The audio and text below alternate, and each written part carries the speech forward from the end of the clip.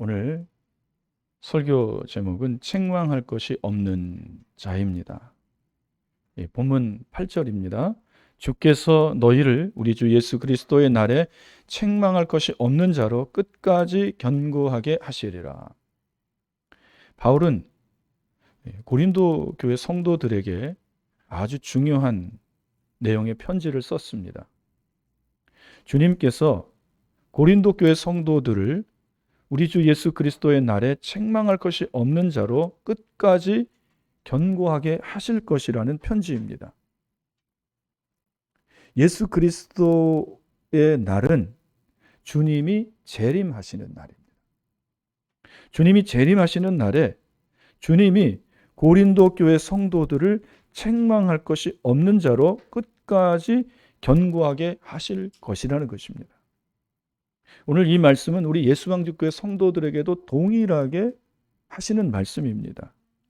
주님이 재림하시는 그날에 주님이 우리 예수방주교회 성도들을 책망할 것이 없는 자로 끝까지 견고하게 하실 것입니다. 견고하게는 흔들림이 없는 입니다. 이는 믿음이 견고함을 말하는 것으로서 믿음이 흔들리지 않는 것입니다. 성도의 믿음이 흔들리지 않게 하기 위해 주님께서 고린도 교회 성도들에게 주신 것이 있습니다. 그것이 무엇일까요? 그것은 각종 좋은 은사들입니다. 고린도전서 1장 7절입니다. 너희가 모든 은사에 부족함이 없이 우리 주 예수 그리스도의 나타나심을 기다림이라. 주께서 성도의 믿음이 주님 오실 때까지 흔들리지 않게 견고히 하게 하기 위해 교회에 주신 것이 바로 은사라는 것입니다. 그래서 고린도전서 12장 은사장이잖아요. 그리고 13장 그 은사의 가장 큰 은사 중에 은사는 사랑이다라고 우리에게 가르쳐 줍니다. 하나님은 우리에게 은사를 세 가지 유익을 위해서 주셨습니다. 첫째로 은사는 하나님의 유익을 위해서 주신 것입니다.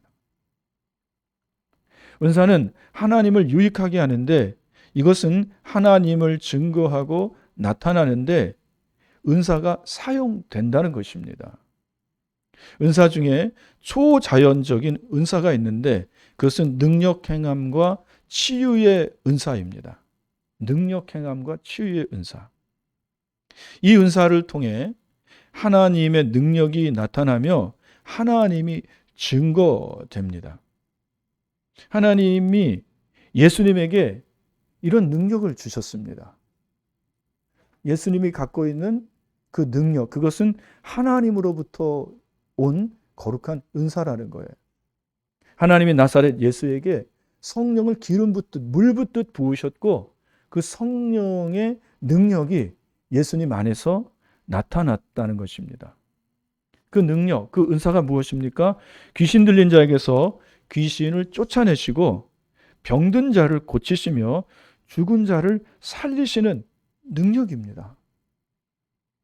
또한 물을 포도주로 만드시는 능력입니다. 이러한 것들을 성경은 표적이라고 합니다. 사람이 행할 수 없는 기적인 것이죠. 예수님은 이러한 능력을 행하시고 또한 치유하시고 한 사람을 회복시키실 때마다 하나님을 증거하셨습니다. 이게 굉장히 중요한 것입니다.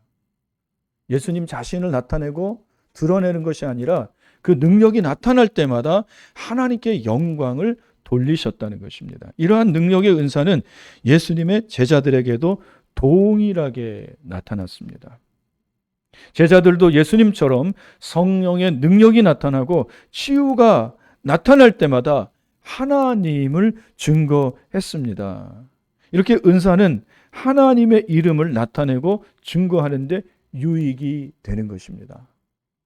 여러분과 제 안에도 하나님이 주신 은사가 있습니다. 독특한 은사들이. 그 은사가 내 안에 나타날 때마다 모든 영광을 하나님께 올리시기를 주님의 이름으로 축복합니다. 이것이 얼마나 하나님을 유익하게 하는 것입니까? 두 번째로 은사는 성도를 유익하게 합니다. 성도를 유익하게 한다는 것은 은사가 성도를 섬기는데 사용된다는 것입니다. 성도를 섬기는 은사. 저는 이런 은사들이 우리 성도님들 안에 많이 나타나기를 원합니다. 이런 은사 중에는 하나님의 말씀으로 권면하는 권면의 은사가 있어요. 그 사람은 마음이 온유하고 겸손합니다. 누구처럼요? 예수님처럼. 그래서 그 사람에게 나아가 말씀으로 권면받으면 마음의 은혜가 되고 평안이 찾아오는 것입니다. 저는 저에게도 여러분에게도 이런 하나님의 말씀으로 권면하는 은혜가 있기를 원합니다. 그래야 하려면요, 마음이 온유하고 겸손해져야 됩니다.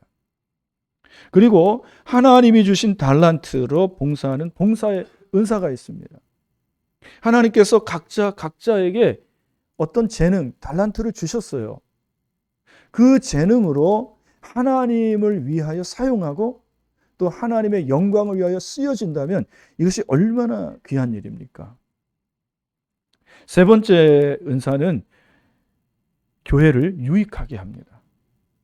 교회를 유익하게 한다는 것은 은사가 교회를 세우는 일을 한다는 것입니다. 교회를 세우는 은사 중에 대표적인 은사는 말씀을 전하고 가르치는 은사입니다. 이 은사가 예언의 은사이고 또한 가르치는 은사, 설교하는 은사이겠죠. 예언은 앞날에 일어날 일을 미리 알아맞추고 말하는 것이 아닙니다. 성경에서 말하는 예언은 이미 계시되어 기록된 하나님의 말씀인 성경을 풀어 설교하고 가르치는 은사입니다. 그래서 여러분, 우리가 이 하나님의 말씀 성경을 쭉 읽다 보면요, 우리 현재 우리 나라 또 여러분 개인의 삶의 역사 속에서 일어나는 생활 속에서 일어나는 모든 개인의 역사, 나라의 역사들이 하나님 말씀 안에 다 있습니다. 우리는 그 말씀으로 미래를 예측할 수가 있게 되는 것입니다. 하나님은 목사와 교사들에게 이런 은사를 주시고 그들은 이런 일을 합니다. 그러나 모든 은사자가 가장 명심해야 할 것은 자신은 도구에 지나지 않는다는 것입니다. 도구, 개가 아니고요. 도구론입니다. 나는 하나님께 쓰임 받는다는 것입니다. 철저한 도구의식을 가질 때 자신이 드러나지 않고 하나님과 성도와 교회를 유익하게 하는 은사가 될 것입니다. 이렇게 은사는 성도를 주님 오실 그날까지 믿음을 견고하게 세워주는 것입니다. 또 하나, 주님 오실 그날까지 성도를 책망할 것이 없는 견고한 자로 세워주는 것이 있습니다. 그것은 바로 책망입니다. 주님은 책망을 통해 성도를 주님 오실 그날까지 책망할 것이 없는 견고한 자로 세워주십니다. 책망할 것이 없다라는 것은 완전한 자, 온전한 자, 의인을 말하는 것입니다. 주님은 책망을 통하여 마지막 날 우리가 주님 앞에 섰을 때에 우리를 완전한 의인으로 온전한 자로 서게 하실 것입니다. 그렇다면 여러분, 책망은 필요한 것입니까? 필요치 않은 것입니까? 반드시 필요한 것입니다. 주님은 성도를 주님 앞에 서는 날에 완전한 의인으로 만드시기 위해 책망하십니다. 이 교리는 성화와 영화의 교리입니다. 하나님은 이 성도가 이 세상에서 살아갈 동안 성화시킵니다. 성화란 주님 닮은 모습으로 만들어가는 과정입니다.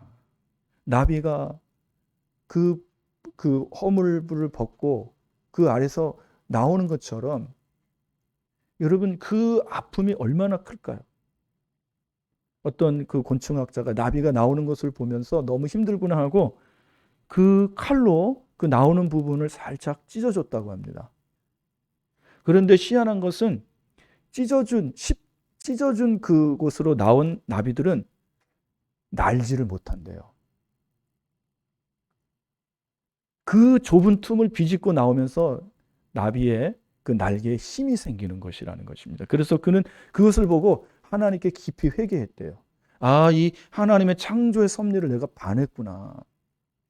여러분, 책망은 들을 때에 힘들고 어려운 것이지만 그 책망을 통하여 깨닫게 되면 은혜가 되는 것이고, 그것이 나로 주님 앞에 서게 할 때에 책망할 것이 없는 완전한 자로 서게 하는 줄로 믿으시기를 바랍니다.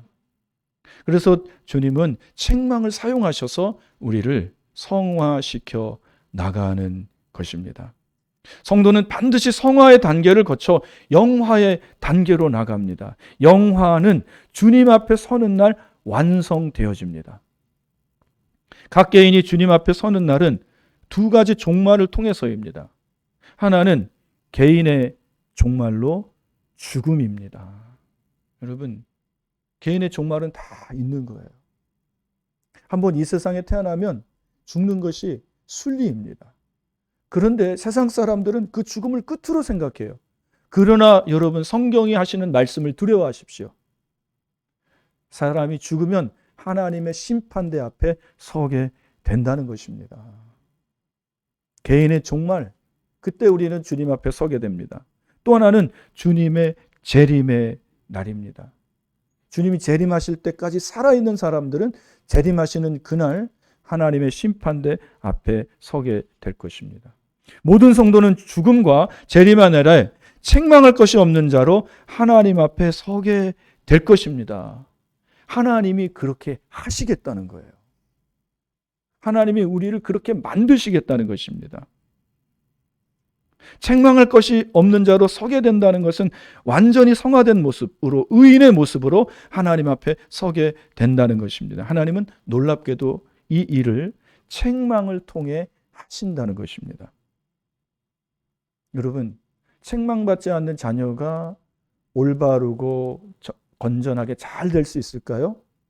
아닙니다.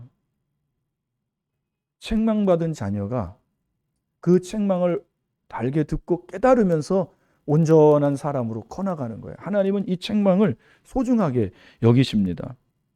성도를 주님 오실 날까지 견고하게 하기 위해 은사를 주시는 분은 성령이십니다. 마찬가지로 성도를 책망하시는 분도 성령이십니다. 성령께서 우리를 책망하셔요. 요한복음 16장 7절 8절입니다. 그러나 내가 너희에게 실상을 말하노니 내가 떠나는 것이 너희에게 유익이라. 내가 떠나가지 아니하면 보혜사가 너희에게로 오시지 아니할 것이요. 가면 내가 그를 너희에게 보내리니 그가 와서 죄에 대하여 의에 대하여 심판에 대하여 세상을 책망하시리라. 성령이 오시면 죄에 대하여 의에 대하여 심판에 대하여 세상을 책망하신다고 하십니다. 책망의 헬라어는 엘렌코입니다. 이는 죄를 완벽하게 폭로하며 꼼짝 못하도록 만든다는 뜻입니다. 그의 유죄를 증명하는 것입니다. 하나님이 책망하실 때는요, 무서워요. 내 안에 있는 죄를 보게 하시고 더 이상 변명할 수 없을 정도로 그 죄를 확연하게 드러내고 보여주신다는 것입니다. 내 안에 있는 유죄를 증명하는 것입니다. 어떤 증거를 딱 들이대는 것이죠. 책망의 히브리어는 호키아입니다. 호키아 뜻 역시 죄를 낱낱이 드러낸다는 뜻입니다. 성령께서 죄에 대해 책망하신다는 것은 성령께서 더 이상의 변명을 할 수 없을 정도로 완벽하게 잘못을 지적하신다는 것입니다.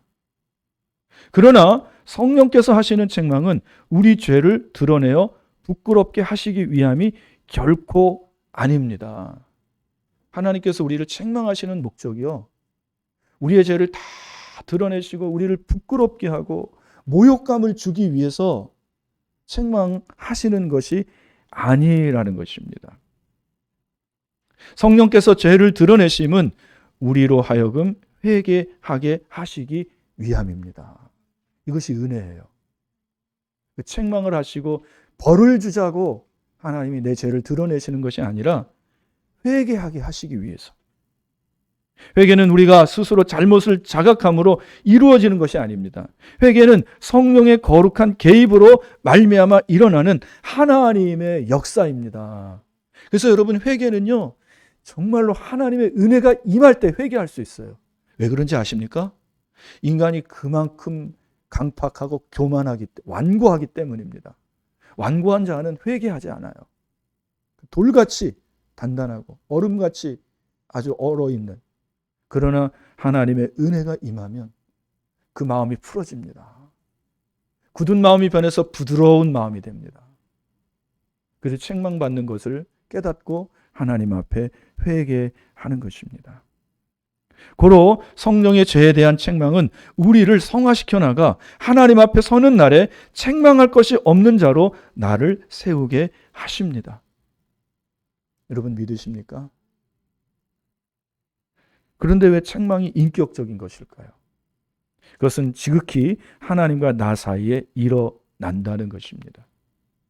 하나님은 모든 사람 앞에서 내 죄를 그렇게 고변하고 또 자아 비판하는 식으로 말씀하지 않는다는 것입니다.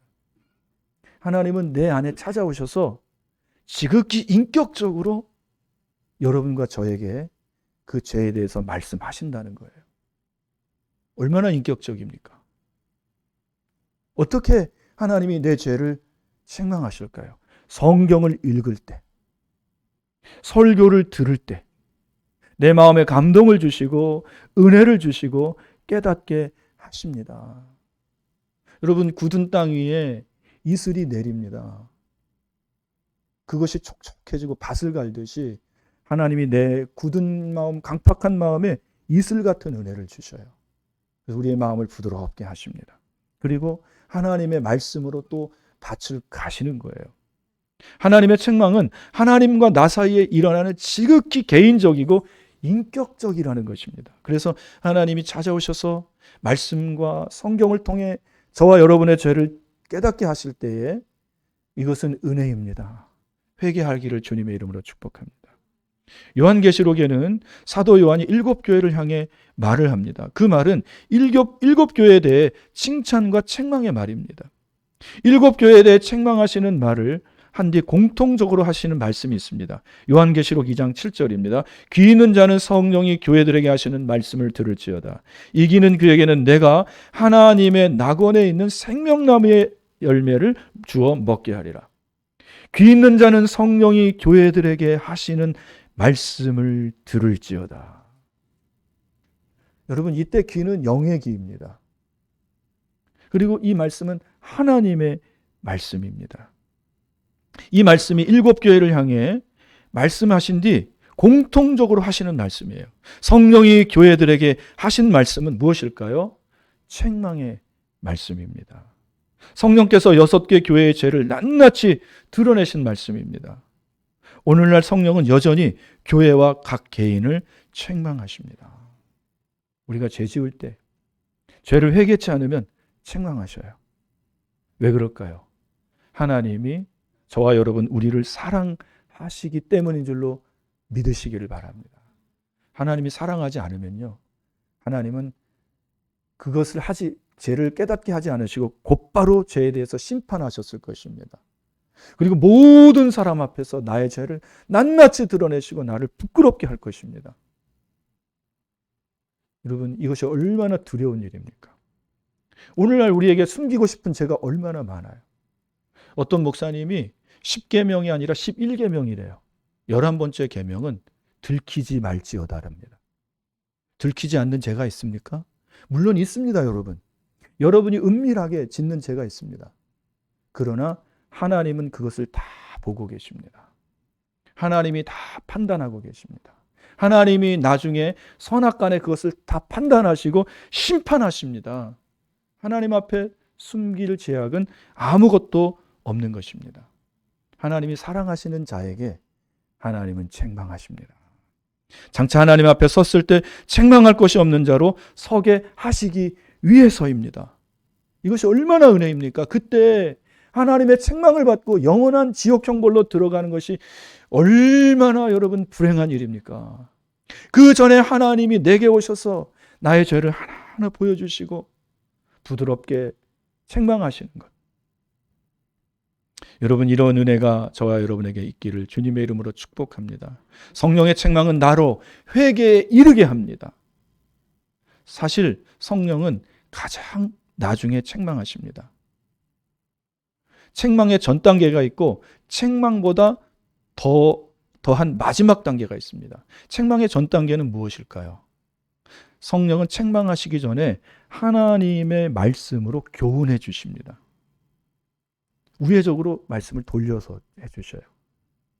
디모데후서 3장 16절입니다. 모든 성경은 하나님의 감동으로 된 것으로 교훈과 책망과 바르게 함과 의로 교육하기에 유익하니. 모든 성경이 하나님의 감동으로 되었다는 것은 성령의 감동으로 성경이 쓰여졌다는 것입니다. 그래서 이 성경을 쓴 사람을 저자라고 하지 않아요. 기자라고 합니다. 엄밀히 말하면. 저자는 자기가 창조한 글을 쓰는 거잖아요. 그것이 소설이 되는 것이고. 그러나 기자는 받아 쓰는 것입니다. 그 말씀에 논평이 없어요. 성경은 성령께서 주시는 그 말씀을 그대로 받아 쓴 것입니다. 그 안에는 그 사람의 지식의 정도, 그 모든 것들이 또 그 언어 속에 다 들어 있습니다. 그러나 성령께서 각 사람에게 감동으로 주신 말씀을 성경을 쓴 사람이 쓴 것입니다. 성경은 하나님의 말씀으로 우리를 교훈하고 책망합니다. 왜 우리를 교훈하고 책망합니까? 우리를 바르게 하고 유익하게 가르치기 위해서라고 바울은 말합니다. 이 말은 주의 날에 우리를 책망할 것이 없는 자로 서게 하기 위해서와 같은 뜻입니다. 교훈은 순응할 것이 요구되는 지도나 가르침을 의미합니다. 교훈의 히브리어 단어는 레카우입니다. 레카우는 기본적으로 말로 하는 것을 받아들일 것을 의미합니다. 그러니까 교훈은요, 하나님이 말씀으로 해주시는 거예요. 부드럽게. 신명기 31장 1절 2절입니다. 하늘이여 귀를 기울이라 내가 말하리라. 땅은 내 입의 말을 들을지어다. 내 교훈은 비처럼 내리고 내 말은 이슬처럼 맺히나니 연한 풀 위에 가는 비 같고 채소 위에 단비 같도다. 하나님은 하늘에게 귀를 기울이라고 말하며 내가 말하겠다고 땅에게 내 말을 들으라고 말씀하십니다. 저와 여러분의 영혼에게 이렇게 말하는 거예요. 내가 말하겠으니 너는 내 말을 들으라. 그런데 하나님의 말씀은 교훈인데 그 교훈은 비처럼 내리고 이슬처럼 맺혀 연한 풀 위에 가는 비 같고 채소 위에 단비 같다고 하십니다. 비와 같다고 합니다. 이슬비, 가는 비, 가랑비. 여러분, 폭우가 아니에요. 하나님의 말씀은 내 영혼에 아주 가랑비처럼 이슬비처럼 촉촉히 내려주십니다. 이건 뭘 말할까요? 은혜를 주신다는 거예요. 그 은혜를 주실 때에 여러분 그 말씀을 은혜롭게 받아들이라는 것입니다. 하나님이 아담과 하와를 창조하시고 아직 땅 위를 경작하지 않았습니다. 그때 하나님이 땅을 경작할 수 있도록 하늘에서 여러분 이슬을 내려주셔요. 그리고 굳고 땅딱한 마음 그 땅이 부드러워졌을 때 땅을 갈고 그곳에 씨를 뿌리는 것입니다. 그래서 하나님은 밭에 농부로 비유하시잖아요. 하나님은 저와 여러분 안에 농부이십니다. 우리 안에 있는 이 굳고 딱딱한 마음, 강팍한 마음을 부드럽게 해주시는데 어떻게 부드럽게 해주실 수 있을까요? 하나님의 은혜의 말씀, 단비와도 같고 이슬과도 같은 가랑비와도 같은 그 말씀이, 은혜의 말씀이 우리 영혼에 촉촉히 내려주시고 스며들게 하십니다. 그리고 그 부드러운 말씀으로 우리를 깨닫게 해주십니다. 그리고 밭을 갈아엎는 것입니다. 우리 안에 있는 그 돌 같은 것들을 다 걷어내시고, 여러분 그 잡초와 가시나무를 다 걷어내시고 옥토로 만드시는 것입니다. 여러분, 부드러운 하나님의 말씀이 우리를 죄를 깨닫게 해주실 때 깨닫고 회개하는 은혜가 있기를 원합니다. 하나님이 교훈하여 주실 때 듣는 자가 지혜로운 자입니다. 그는 교훈의 의미를 깨닫고 회개합니다.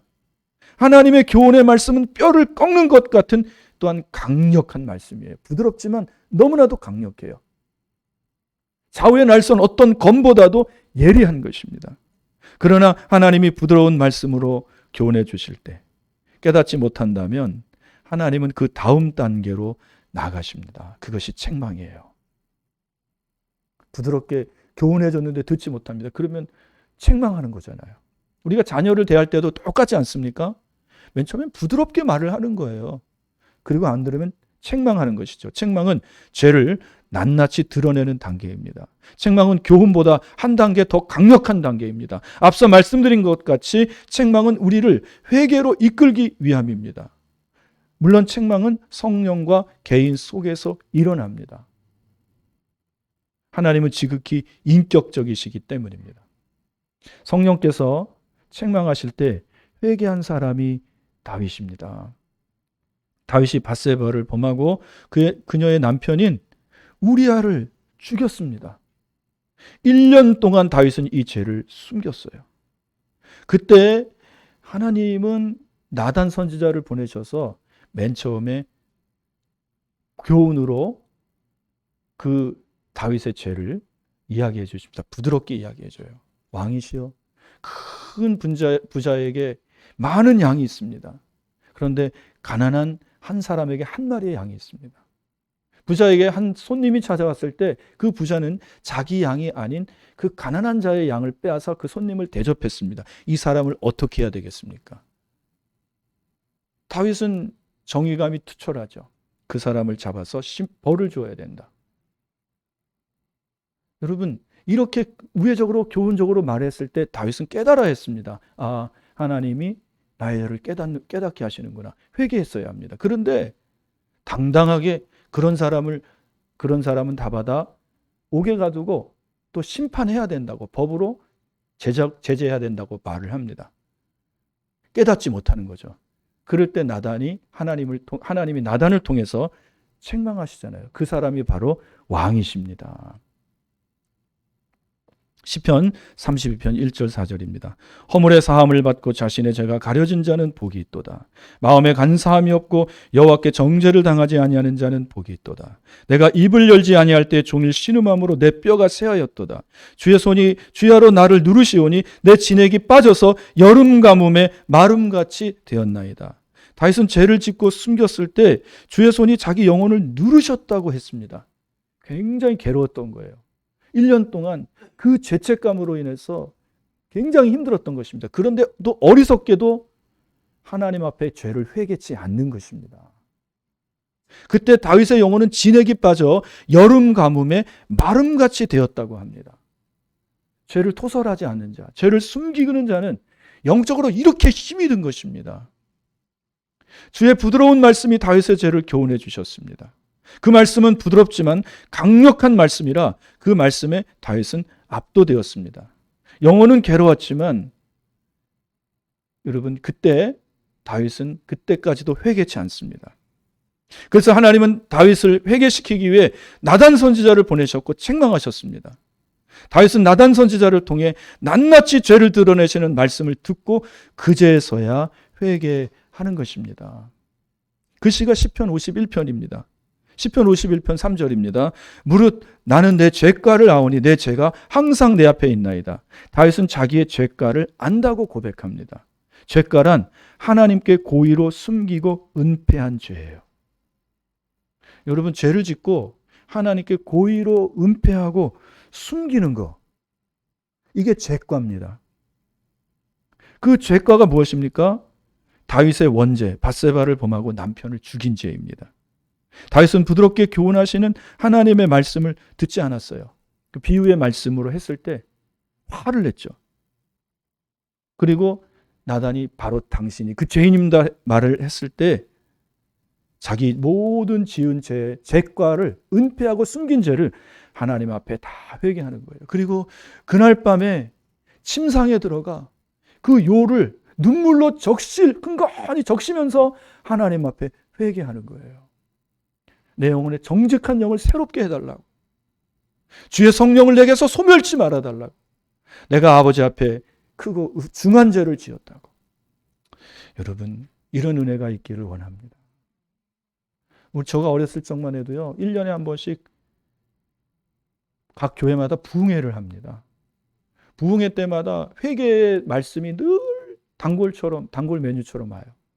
그때 1년 동안 묵혀두었던 죄를 하나님 앞에 다 은혜 받고 회개할 때 그 자리는요, 눈물의 자리입니다. 눈물을 흘리지 않는 사람들은 억지로 자기 눈탱이를 때려야 됩니다. 억지로라도 눈물을 흘려야 돼요. 그래야 은혜 받아. 아니면 침이라도 묻혀야 돼요. 다른 사람은 다 은혜 받고 우는데 나만 안 웁니다. 여러분, 이것은 굳고 강팍하다는 거예요. 하나님의 은혜가 임하면 내 마음이 부드러워져요. 굳은 마음이 연해집니다. 어린아이 살과 같이 부드러워져요. 사랑하는 여러분, 이런 은혜가 있기를 주님의 이름으로 축복합니다. 만약 책망을 했는데도 책망을 받지 않아요. 마음이 굳고 강팍합니다. 그 다음은 어떻게 나갈까요? 징계입니다. 책망 다음 징계가 옵니다. 히브리서 12장 8절입니다. 징계는 다 받는 것이거늘 너에게 없으면 사생자여 참 아들이 아니니라. 여러분, 여러분의 자녀를 징계하잖아요. 여러분과 상관없는 그 사람을 징계합니까? 그러면은 그 부모님한테 욕을 먹어요. 당신 아들이나 신경 쓰지 내 아들한테 왜 신경 쓰냐고. 요즘 그런 시절이잖아요. 요즘에 그 아이들 떠들지 못하게 하는 노키즈 존인가요? 그런 게 있잖아요. 그런데도 부모들은 아이들 기죽이기 싫다고 거기서 마음대로 놀게 합니다.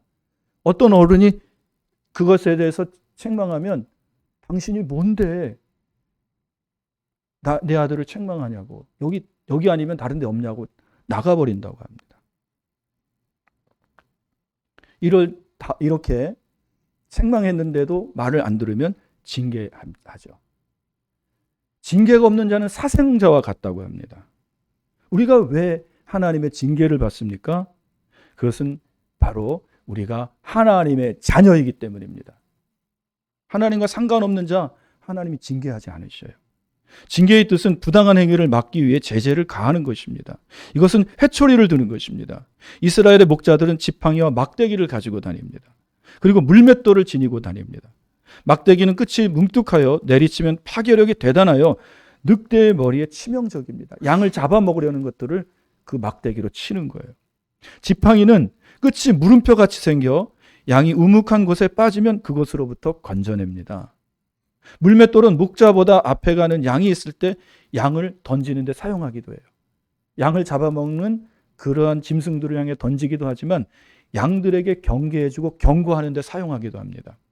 첫 번째 물맷돌은 목자보다 앞서가는 양 바로 곁에 던집니다.